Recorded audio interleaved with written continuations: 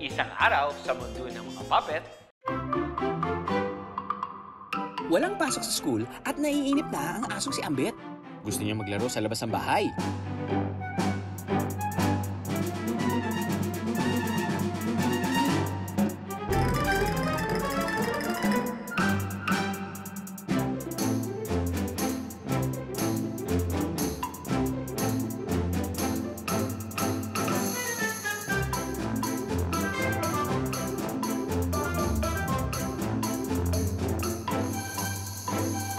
Hanggang sa di na siya nakatiis.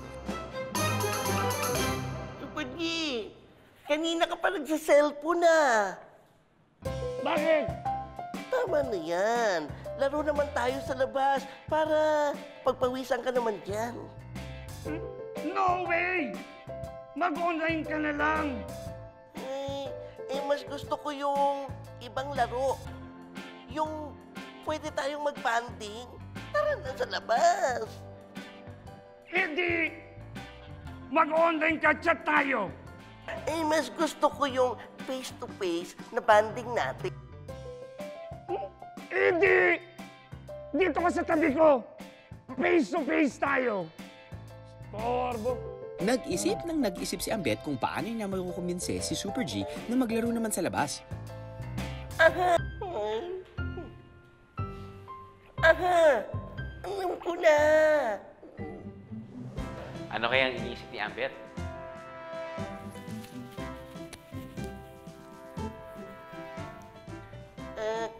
Super G, may dala akong pagkain, oh. Di ba paborito mo to? Ano ba yan? Tingnan mo na lang. Ayokong tignan. Baka matalo ko dito sa games ko. Sabihin mo na lang. Di donut. Oh. Gusto mo to, di ba? Mamaya na lang. Tiran mo na lang ako. Di pwede i-post ang game na to eh. Mukhang hindi effective yata yung padonut ni Mayor. ni Ambet. Pero finally, meron siyang naisip na plano na makakalaro na si Super G. Oh no! Namatay ang cellphone ko! Oh no! Oh no! Oh no!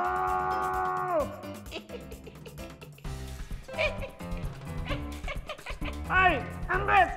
Ano tinatawag mo dyan? Ay, wala, no?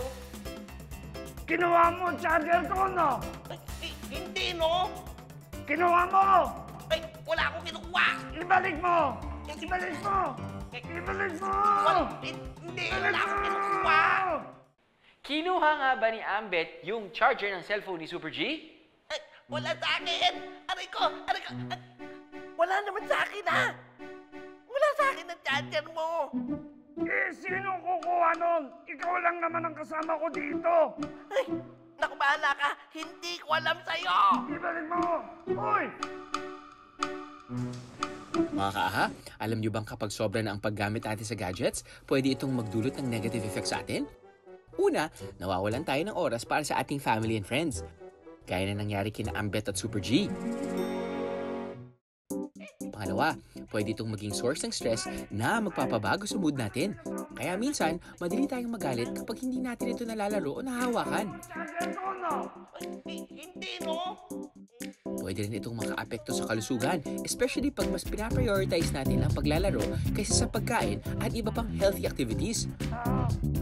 Mamaya na lang. Social development niya maaring maapektuhan kasi yung mga bata gusto na lang nila na palaging nasa loob ng bahay, sa harap ng monitor or sa harap ng gadget nila, no? So, yung mundo nila nandun na lang, nakalimita sa ganon. Kung meron man silang kalaro, hindi face-to-face. Compared sa conventional games na nasa physical reality, hindi virtual reality, parents should set limitations as to the use of these gadgets. Naku! Marami palang bad effects kapag sobra. Pero meron kaming dagdag na revelation.